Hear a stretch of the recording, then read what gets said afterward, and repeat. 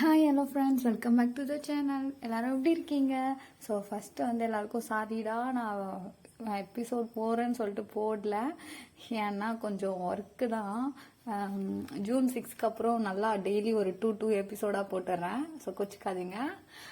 இப்போ வாங்க நம்ம ஜேகேவோட மாஃபியா கிங்கோட எபிசோட் 3 பார்க்கலாம். ஸோ லாஸ்ட் பார்ட் நம்ம எதில் ஃபினிஷ் பண்ணோன்னு பார்த்தீங்கன்னா, நீங்களும் சாயின்வோம் நம்பர் எக்ஸ்சேஞ்ச் பண்ணிவிட்டு கிளாஸ் ரூமுக்கு போயிருப்பீங்க. ஸோ அதுலேருந்து இப்போ நம்ம கண்டினியூ பண்ணிக்கலாம் காய்ஸ். ஸோ நீங்கள் பார்த்தீங்கன்னா அப்பப்போ சாயின்வோவை பார்த்துட்ருக்கீங்க. சாயின்வோவை பார்த்தீங்கன்னா உங்களே பார்த்துட்ருக்காரு. ஸோ உங்கள் 2 பேருக்குமே அப்படியே ஒரு லவ் ஸ்டோரி ஓடுது. ஆனால் யாரும் வெளியே சொல்லிக்கலை. ஸோ இந்த பக்கம் அப்படியே பார்க்குறீங்க. ஈவினிங் ஆகுது. நீங்களும் வீட்டுக்கு வரும்போது யோசிச்சிட்டே வரீங்க, இன்றைக்கும் ஜாக்சன் வந்துருவானான்னு சொல்லிட்டு. சாயின்வோவும் எப்பயும் போல் அவங்க கார் கிட்ட ட்ராப் பண்ணுறதுக்கு வராரு.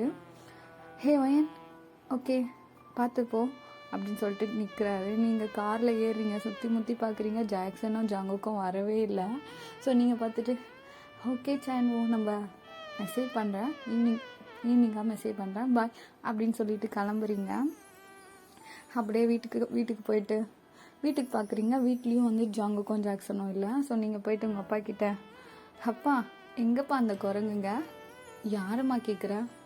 அதான்ப்பா அந்த ஜாக்சன் குரங்கு. ஏம்மா அவனை அப்படி சொல்கிற? அப்பா சொல்லுங்க, எங்கே அவனா? அவன் ஒரு வேலை விஷயமா வெளியூர் போயிருக்காமா. அப்படியாப்பா, சரி ஓகே அப்படின்னு சொல்லிட்டு நீங்கள் ரூமுக்கு போகிறீங்க. உங்கள் ரூமுக்கு போன உடனே வந்து சாயின்வோக்கு தான் சேட் பண்ணுறீங்க. அவனும் உங்களுக்கு தான் சேட் பண்ணிகிட்ருக்கான். ஸோ நீங்கள் 2 பேரும் சேட் பண்ணிகிட்ருக்கீங்க. இந்த பக்கம் ஜங்குக்கும் ஜாக்சனும் எங்கே போயிருக்காங்கன்னு பார்த்தீங்கன்னா, அதே மாதிரி தான் ஒரு ஆளை போட்டு தள்ளுறதுக்காக வெளியூருக்கு போயிருக்காங்க. ஸோ ஜாக்சனும் ஜங்குக்கும் அந்த இடத்துல பார்த்தீங்கன்னா, ஹே மச்சான் ஜாக்சன், நீ அப்படிக்கா நில்லு. அவன் இந்த பக்கம் வந்தா நான் போடுறேன், அந்த பக்கம் வந்தா நீ போட்டுரு, சரி மேப்பில் பத்திரமா இரு அப்படி சொல்லிட்டு ஜாக்சன் அந்த பக்கம் போகிறான்.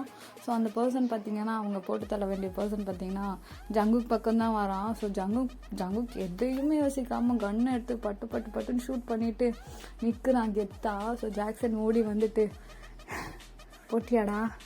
ஏன்டா எப்போ பாரு எல்லாம் உன் பக்கமே வரானுங்க, அதுக்கெலாம் ஒரு திறமை வேணும் வச்சு. சே, இவனையாச்சும் நான் போகலான்னு பார்த்தேன். லாஸ்ட் டைம் நீ தான் அவனை போட்டேன், இவனையும் நீ தான் போட்டிருக்க. எனக்கு எப்போ மச்சான் சான்ஸ் கொடுப்பா? நான் என்ன மச்சான் பண்ணுறது? கடவுள் இவன் உயிரை என் கையில் எடுக்கணும்னு ஆசைப்பட்டிருக்கான், அதான் அப்படின்னு சொல்லிட்டு ஜங்குக் கெத்தாக வந்து நின்றுட்டுருக்கான்.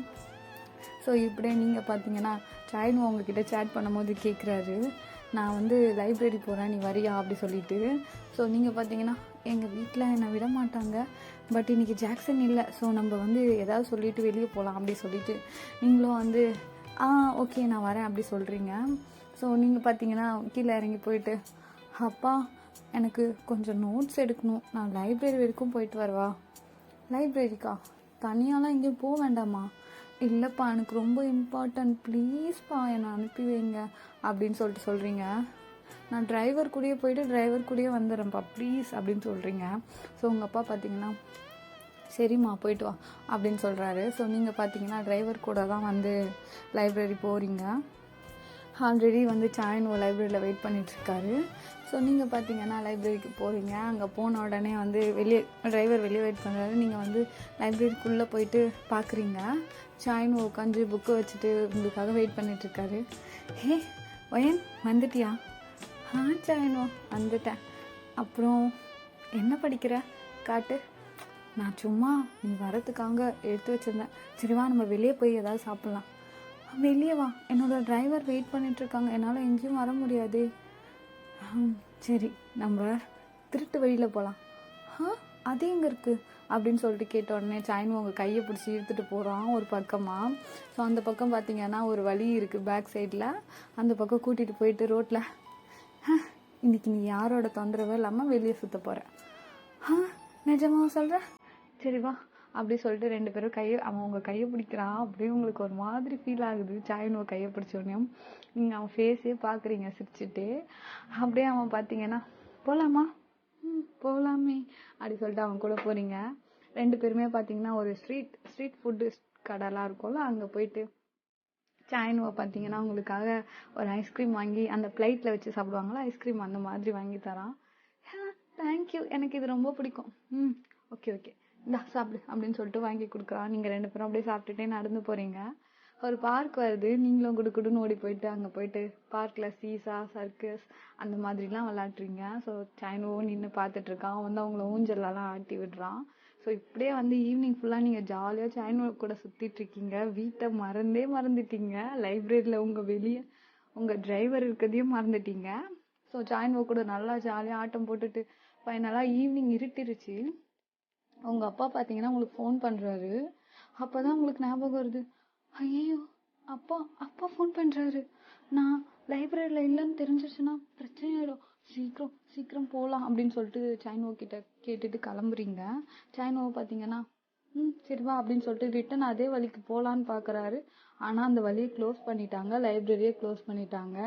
ஸோ உங்களுக்கு வந்து அப்படியே வந்து வேர்வையாக கொட்டுது. ஐயோ என்னடா இன்னைக்கு தொக்கா மாட்டினோமா அப்படின்னு சொல்லிட்டு. ஸோ நீங்கள் பார்த்தீங்கன்னா அப்படியே நிற்கிறீங்க. பின்னாடி நீங்கள் அந்த பேக் சைட் டோருக்கு வழியாக நிற்கிறீங்க.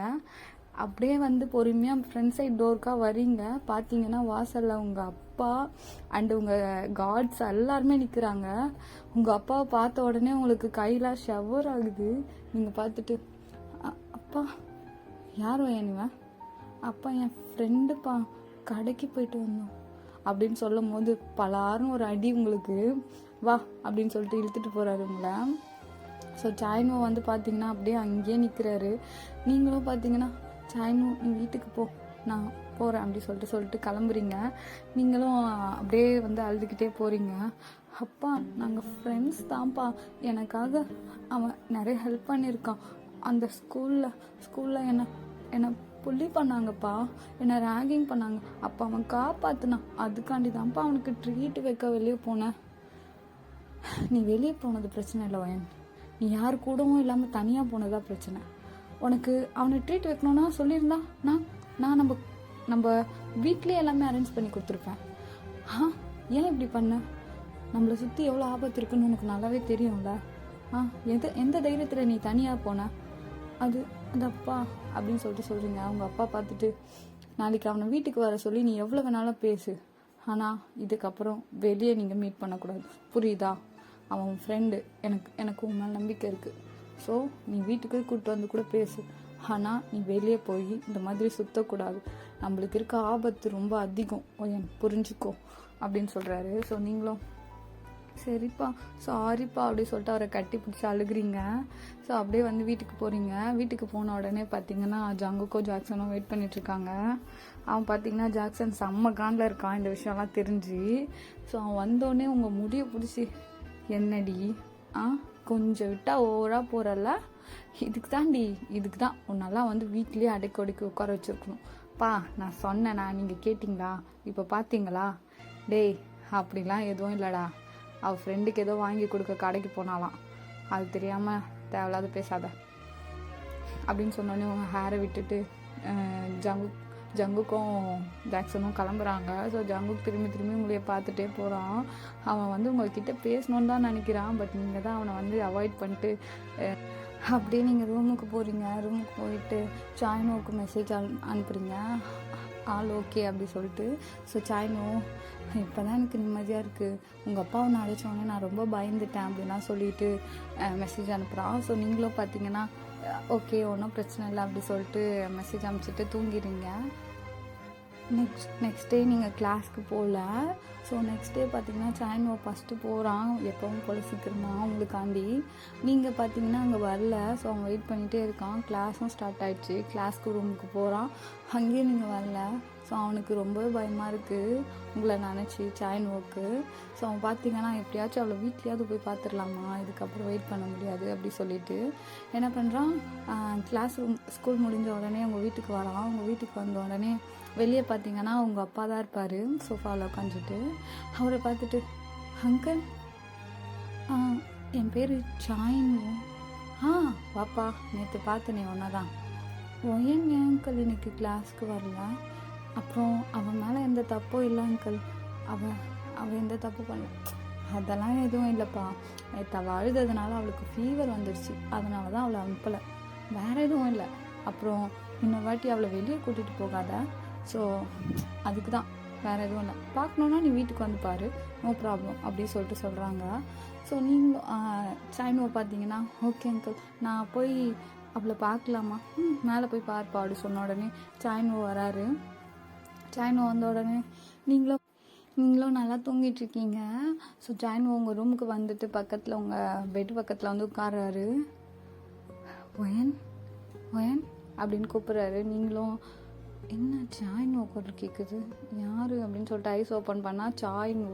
ஸோ உங்களுக்கு வந்து ட்ரீம் போல் அப்படி சொல்லிட்டு நீங்களா, இவன் வேறு ட்ரீம்லலாம் வர ஆரம்பிச்சிட்டானா அப்படின்னு சத்தமாக சொல்கிறீங்க. ஸோ சாய்னுவை பார்த்தீங்கன்னா, ஒயன் வேக்கப் அப்படின்னு சொல்கிறான். நீங்களாம் சாய்னு உண்மையா நீ தானா? நான் தான். இப்போது உடம்பு ஓகேவா?